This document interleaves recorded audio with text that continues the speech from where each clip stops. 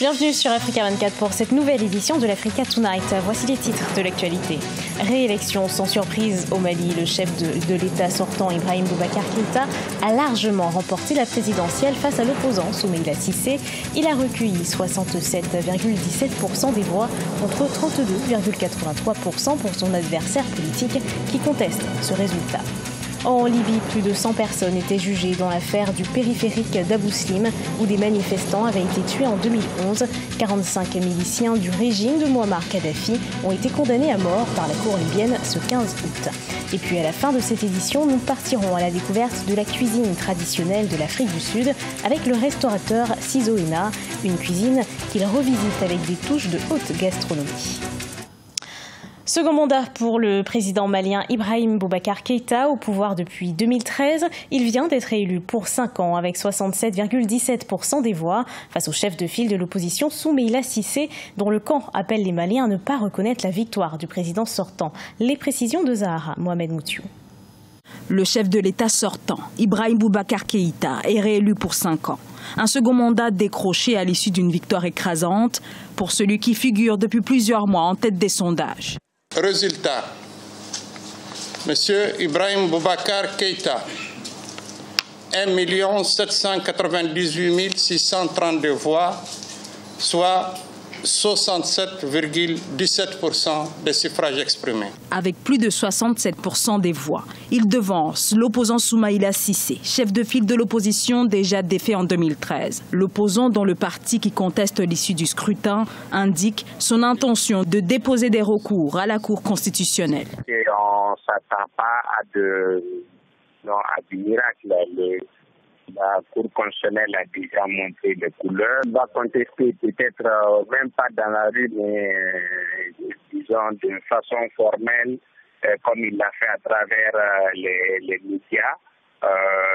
Lui, ce n'est pas quelqu'un, ce n'est pas un battant-guerre habituel et on sent déjà une lassitude des populations. Une réélection sans surprise, considèrent les analystes pour ce scrutin qui s'est déroulé dans un contexte d'insécurité dans plusieurs zones du pays. Moins de la moitié des Maliens s'est déplacée pour le second tour. La cour libyenne a condamné à mort 45 miliciens, des miliciens accusés d'avoir tué des manifestants dans la capitale libyenne, Tripoli. Les faits remontent à 2011, durant la révolte contre le régime de Mouammar Kadhafi. Zahara Mohamed Moutiou. 99 miliciens reconnus coupables. Parmi eux, 45 écopent de la plus lourde condamnation pour leur implication dans les violences de 2011. Une condamnation à mort. La sentence est tombée mercredi à la cour criminelle de Tripoli. Tant qu'il y a ce chaos en Libye, tant qu'il n'y a pas un pays central, il n'y a pas un état de droit, donc tous ces jugements, à mon avis, sont pas acceptables et il doit être condamné par les institutions internationales. 124 personnes étaient jugées pour les événements qui remontent au 21 août 2011, 6 mois après le déclenchement de la révolte contre l'ancien dirigeant Mouammar Kadhafi. La date marque également le début de la libération de Tripoli. Et près du quartier d'Abou Slim, des miliciens pro-Kadhafi auraient alors ouvert le feu, tuant des dizaines de manifestants venus célébrer la libération de la capitale. Là, c'est un parodie de justice des milices qui, jusqu'à aujourd'hui, maintiennent l'emprisonnement de à peu près 7000 personnes sans jugement depuis 2011.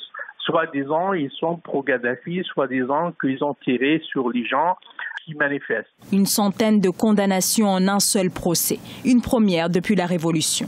Ici, des miliciens, des polices parallèles qui demeurent des acteurs politiques en Libye, où elles continuent de se disputer le contrôle du pays. La Libye, un État où l'instabilité permanente rend incertaine l'échéance électorale.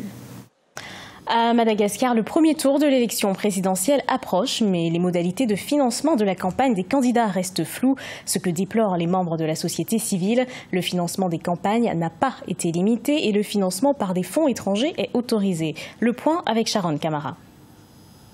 À l'approche des élections présidentielles à Madagascar, dont le premier tour aura lieu le 7 novembre prochain, des inégalités sont observées entre les candidats.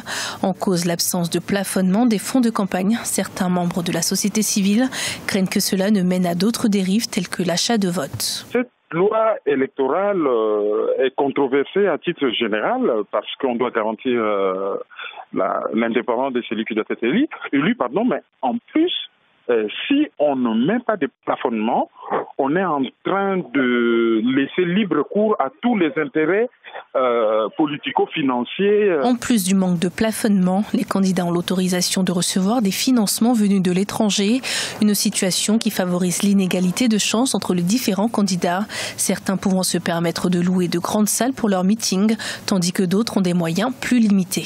C'est une élection présidentielle qui a posé beaucoup de problèmes, qui a buté à beaucoup de difficultés. Alors, venir négocier les changements de cette loi, c'est négocier ipso facto le prolongement de la date prévue pour l'élection présidentielle. L'opposition a milité pour qu'il n'y ait pas prolongement. Je ne pense pas que ce soit à l'avantage de l'opposition de vouloir repousser les élections. Donc l'opposition a été prise des cours en fait. Après des mois de crise politique, la CENI a annoncé la date des élections présidentielles en mai dernier. Si aucun vainqueur n'est annoncé à l'issue du premier tour, un second tour sera organisé le 19 décembre 2018. Dans cette période de pré-campagne, quelques candidats ont déjà affiché leurs ambitions. Parmi eux, l'ex-chef d'État Hans Radzouel. L'Ouganda négocie un projet de gazoduc pour le transport du gaz naturel indispensable à la transformation du fer. Ce pays riche en fer a besoin de transformer sa réserve de 300 millions de tonnes pour augmenter sa production d'acier. Ce partenariat avec la Tanzanie va permettre à l'Ouganda de développer une industrie sidérurgique fiable économiquement. Les détails avec Corinne Kamseux. Avec des gisements de fer estimés à 300 millions de tonnes, l'Ouganda veut booster sa production d'acier. Cependant, la fonte du minerai exige l'utilisation d'agents réducteurs qui manquent à ce pays. L'importation du charbon depuis l'Afrique du Sud reste très onéreuse. Aussi, le gouvernement ougandais est en pourparlers avec son voisin tanzanien pour la construction d'un gazoduc. La Tanzanie dispose d'une réserve en gaz naturel évaluée à 1,1 milliard de mètres cubes selon le World Factbook. Nous discutons avec la Tanzanie des possibilités d'utiliser leur gaz. Peut-être que lorsque nous construirons le pipeline pour le pétrole brut, nous allons également construire un gazoduc venant de Tanzanie pour nous aider à mettre en place l'industrie sidérurgique. Le gouvernement ougandais s'est récemment engagé dans le développement de divers projets d'infrastructures pour répondre aux besoins de la croissance démographique. Selon des experts, la demande totale de l'acier en Ouganda est d'environ 585 000 tonnes par an. C'est très bien que ce pays pense finalement s'industrialiser et être en mesure de produire les produits à base de fer sur place. Ça permettra au pays de garder ses devises sur le territoire national et pouvoir se développer, mais ça permettra également de créer des emplois locaux et créer des richesses localement. L'Ouganda dépense plus de 250 millions de dollars en importation de produits sidérurgiques. Ce partenariat prometteur avec la Tanzanie va permettre à l'Ouganda de développer une industrie sidérurgique économiquement viable. Elle est riche, elle est variée. Il s'agit de la cuisine traditionnelle de l'Afrique du Sud. Une cuisine qui séduit de plus en plus les restaurateurs à l'image de Sizo Ena. Il propose des plats traditionnels inspirés de saveurs orientales. La découverte avec Solange Dubois. Ces idées viennent à la fois de la cuisine traditionnelle et de la gastronomie moderne. Un foie gras poêlé sur un velouté de haricots rouges, des beignets de chenilles grillés accompagnés de riz jaune ou encore une salade tiède de poivrons marinés et aux pommes de terre de sa ville natale. Sizo Ena apporte ainsi à sa cuisine les touches subtiles des délices de la haute gastronomie actuelle. Ce que j'ai pris par là, ce sont des côtelettes d'agneau. De belles côtelettes d'agneau découpées à la française. Elles seront accompagnées d'un écrasé de pommes de terre du pays, avec une petite crème de butternut. Et pour rendre l'assiette plus agréable à regarder, j'ajoute une fenouil braisée. Cela s'accorde bien avec. Des recettes qui lui rappellent son enfance, ces moments où ses parents et lui parcouraient différentes régions du pays, découvrant la cuisine traditionnelle, et qu'il partage depuis quelques années dans son émission culinaire Chacula Rustique, diffusée sur une chaîne nationale. Dès l'âge de 9 ans, J'ai compris qu'il existait différentes saveurs et textures.